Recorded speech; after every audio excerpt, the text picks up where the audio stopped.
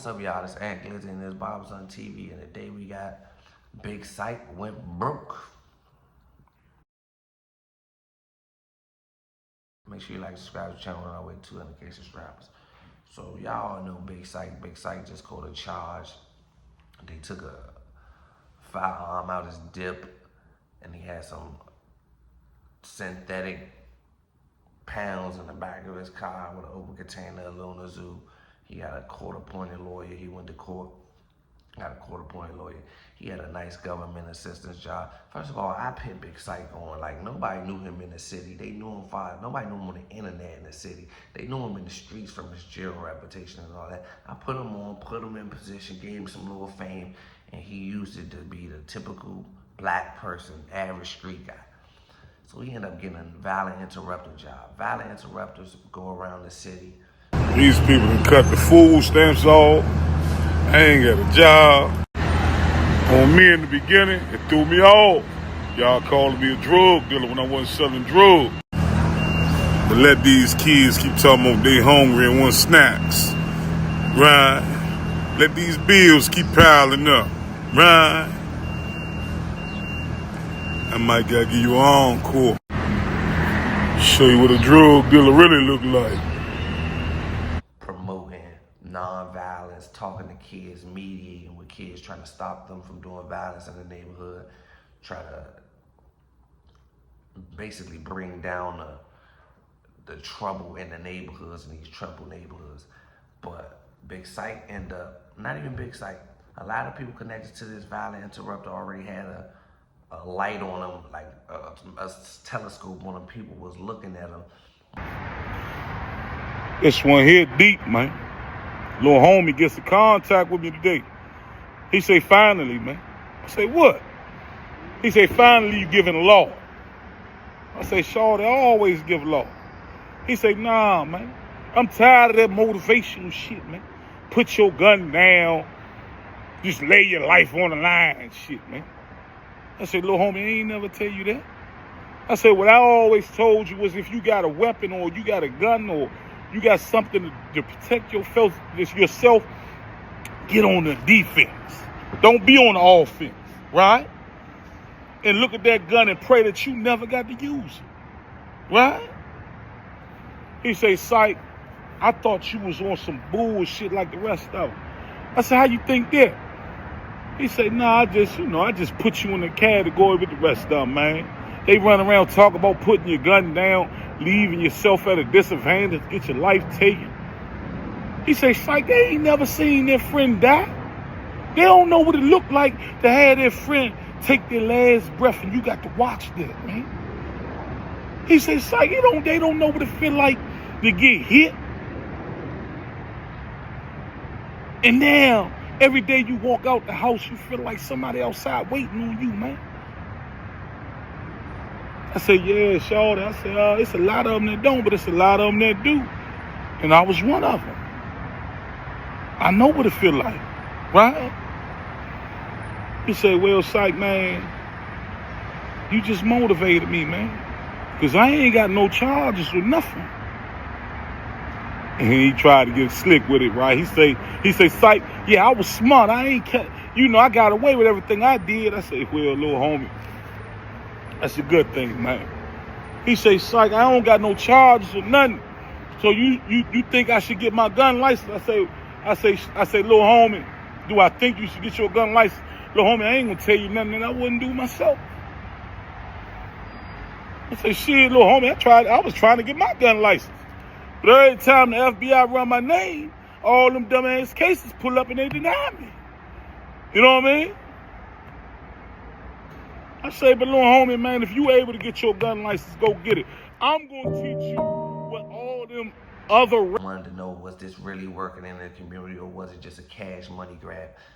Big Syke went and did an interview after he got locked up and said 90% of the people that does this violent interruption is all a facade, it's all a cash grab, they all in it for a check. He said these are his personal words. He went on Big Mouth Media and did an interview and said, people signing up saying people came to the program and then came to the program just to get the numbers, just so they can get approved for these grants.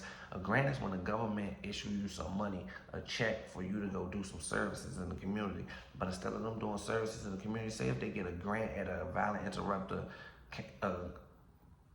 what's it called? A violent interrupter nonprofit program. Say if they get a grant for $100,000, they go spend 10,000, maybe 5,000 in the community, and they keep the 95 for their pocket, but they write it up and make it look like they spent the whole 100,000. Yeah, little homies, if anybody ever comes to you talking about they care about you, they know where you're coming from, they feel where you're coming from, they want you out the situation because it's a so-called trap, right? Just look them in the eyes and say, hey, did you hear what happened to Big Syke and Cody Wynn and Trayvon? Did you hear what happened to them? What do you think about that? If the first thing they do is condemn us or convict us without even being convicted in the courts of law, they not for the struggle. They don't understand where you're coming from. They don't understand, that these streets and this system is a trap. And they're not good for you. And trust and believe me, from experience, the moment you get caught up in the trap,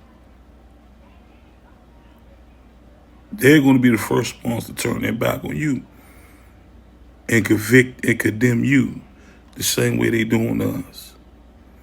Stay sharp, little homies. In the community, that's the cash grab. They might hire some workers straight out of jail.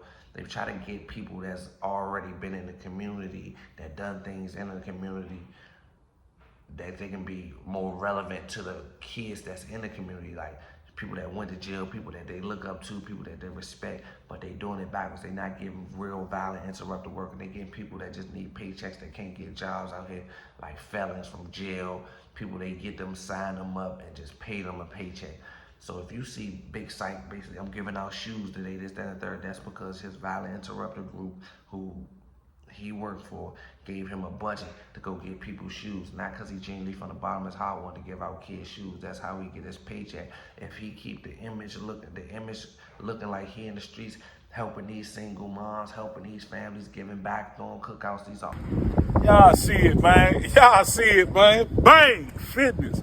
What's up? This Big Syke, man. I'm in the community with the community. We over here at Sycamore and Oaks. I'm representing that Bang Fitness, man. Y'all better treat yourself, man. Don't cheat yourself. Get yourself. Don't miss yourself. You better catch up, mustard. Motherfucker. I'm looking sweet, Slim. Working at Bang Fitness, man. Check it out, man. I'm telling you. Dear. All sponsored by the government, non-profitable organization. They say it's non-profit, but that's the profit.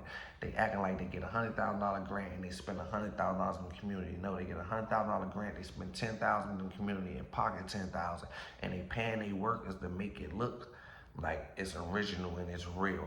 So I'm gonna give you an example. Like Big Syke worked for a nonprofit organization. They gave the nonprofit organization $100,000 to put it into the community. They give Big Syke and whoever his co-workers is $10,000 to go in the community. They throw a couple cookouts. They go talk to a couple kids just to make it look good so they can keep the grant coming in. But the big guy who owned the organization, the nonprofit, he pocketing all the money. Then it got even worse. So they got the council member, Trayvon White. He taking bribes. He taking bribes to get people selected before they can even start the non-profit organization. Say if he takes some money, all right, say if you got a council member that can approve a non-profit organization, he taking bribes to get approved for a non-profit organization. So once you get approved for a non-profit organization, you got the grants coming in over and over. All you got to do is make it look good, make it look like you in your community doing this and doing that. But I give Trayvon White some more respect than these guys, because he really in the community. He really one of us. Him taking that bribe was kind of, I guess, pressure, because society it just come with a rock of pressure, but he was not supposed to take it. He caught it on camera. They video recorded him and everything, because some guy in the nonprofit organization got locked up. When he got locked up, he basically, to get his time cut, to get him a deal, he basically exposed the whole program. Same thing Big Syke did. Big Syke went on, caught a charge when he had violent interrupt. He go around trying to stop violence, but he outside selling illegal narcotics, and he got a legal firearm on him. Police catch him, he lose his job, he fired. It goes on all the violent interrupters. Like, they still out here catching charges, they still out here living the life they living, they out here preaching the facade. So Big Syke went and did an interview, and they asked him in the interview, how many nonprofit organizations in the DMV do you think that's corrupt? He said 90% of them, just not him. How is you not corrupt? And out of the 90%, you the one that got caught with a firearm on you. So long story short, he goes see his probation officer now. He got a pretrial. First of all, he's a convicted felon. Now he's on pretrial. He didn't get a hold for the pistol or the narcotics. He didn't get a hold for it or nothing. They let him out the same day. So I've been saying that was fishy. He had something fishy going on.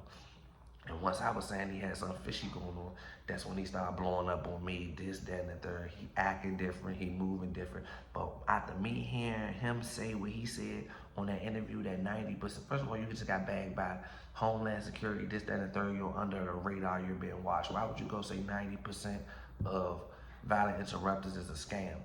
If you would say that because they fired you and you can't be a violent interrupter anymore, you can't be a part of the scam, I know for a fact, once they found out you was a violent interrupter and they put you in one of the rooms, you explained it to them. If you explained it in an interview, I know you explained it to the police to make this charge go away, but that's a whole nother story. I'm not here to make you hide, call you hide or nothing. I'm just here to let y'all know.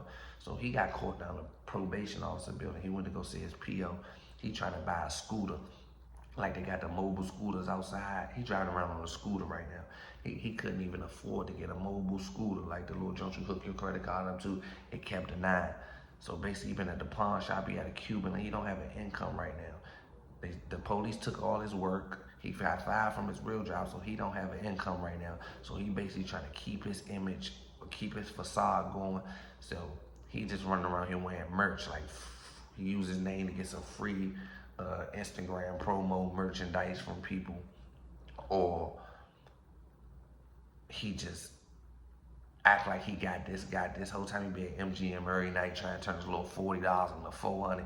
He trying so bad to keep this image up, but he really broke. He can't even afford a lawyer right now. He can't afford a scooter. He down the court building trying to get a scooter.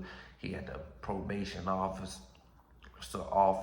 He basically gonna have no income, have nothing going on. So now he just sitting at home trying to figure out how he just gonna finesse into his court date come up. But I want y'all to know this, he's not gonna go to jail for this charge. This charge is gonna mysteriously disappear, because all he gotta do is out all violent interrupter programs and tell him what's really going on behind the scenes. If he said that in the interview, just pay attention.